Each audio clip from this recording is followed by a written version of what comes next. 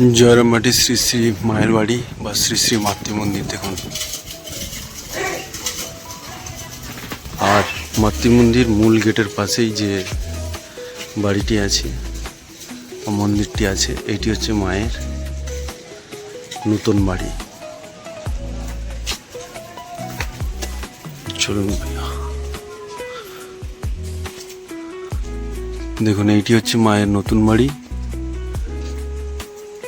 কি সুন্দরভাবে সংরক্ষণ করে রাখা আছে দেখুন। ঠিক আগেকার দিনে যেরকম মাটির বাড়ি হয়, সেই মাটির বাড়ির সংরক্ষণ করেছেন বেলুড় মঠের পূজনীয় মহারাজরা।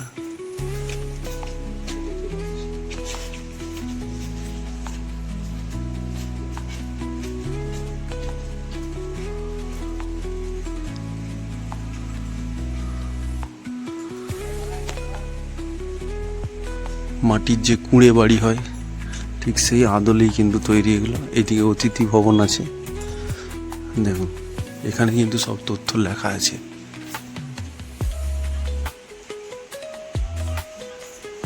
উনিশশো সাল থেকে 1920 সাল পর্যন্ত, মানে শেষ জীবনের 4 বছর এখানে মা ছিলেন।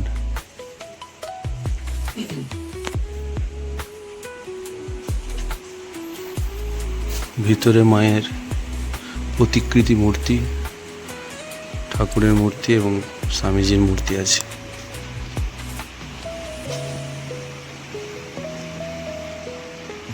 এখানে পূজনীয় মহারাজরা নিত্য